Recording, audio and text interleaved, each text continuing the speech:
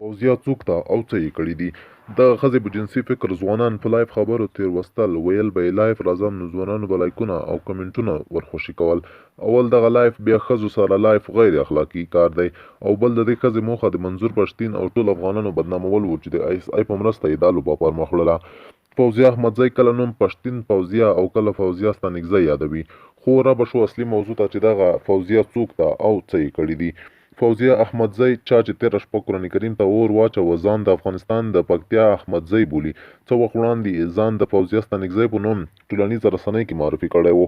ویل کېږي چې دا ښځه اصلي د پاکستان اوسېدونکې ده، د جناح پوهنتون کې زده کړې کړي دي او بیا یې له یوه افغان سره واده وکړ.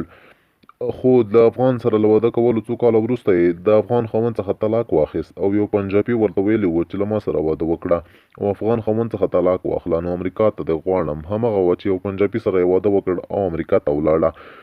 دغه انځور کې چې کوم نفر ګورئ دغه زید حامد نومیږي، یو ملحد پاکستانی شخص دی او دغه پیغله یې ترڅنګ ولاړه ده. دا په خپله پوځیه ده او په انځور کې ګورئ چې یو ملحد د الحاد کتاب ورکړی دی څو په کومو طریقو خلکو ذهنونه خراب او له اسلام څخه واړوي. ښځې ته هره میاشت آی اس آی لخوا تنخواه ورکول کېږي او ورکول کېده ترڅو د افغانانو توجه لومړی ځان ته واړوي. ورته ویل شوي و چې اول د افغان حکومت ملاتړ وکړه چې خلک ووایي فوزیه یوه مبارزه افغان میرمن ده، بیا وروسته د افغانانو د بدنامۍ لپاره نیم لغړ شکل کې لایف راشه او بیا د اسلام توهین شروع کړه، بیا فحشا ته خلک وهڅوه.